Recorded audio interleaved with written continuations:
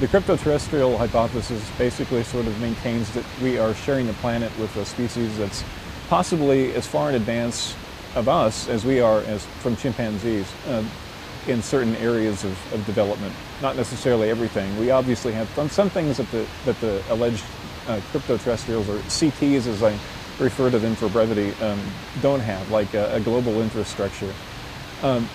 I think it seems likely to me that the CTs utilize imagery that we associate with extrasolar aliens to disguise their presence, to kind of mask where they're coming from, and to throw us off the scent. I think one thing that this secret civilization among us has going for it is a very prolonged, maintained, and very well cultivated sense of stealth. I think that they thrive on secrecy. I think that's their big asset. I think they're flesh and blood. I think a lot of them could possibly pass for human. And I think that they share the planet with us, and I think they're nomadic. And it seems to me that they are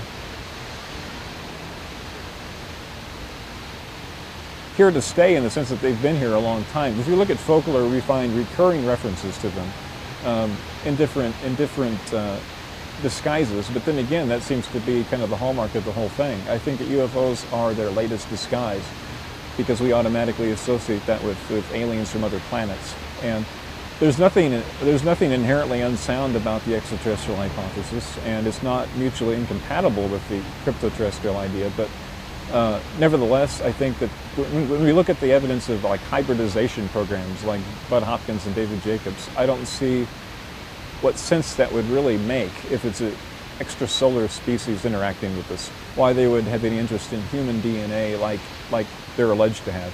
On the other hand, if we share a common ancestor with these beings, these people, it begins to make sense. And when you look at certain cases that have reproductive overtones, it's very interesting to consider that we're dealing with a genetically impoverished species right here on Earth that is utilizing us for genetic stock, because it's very likely that if the cryptoterrestrials are indeed real and indeed sharing the planet with us, that they are marginalized and that they have a very compromised population. If that's so, then they might very well need to replenish their genetic stock from time to time, and to do so under the auspices of being aliens from another star system, another planet, would fall right into kind of what we expect. And it would be the perfect smokescreen, I think. I think it would be very effective, and I think it would fool a great many people.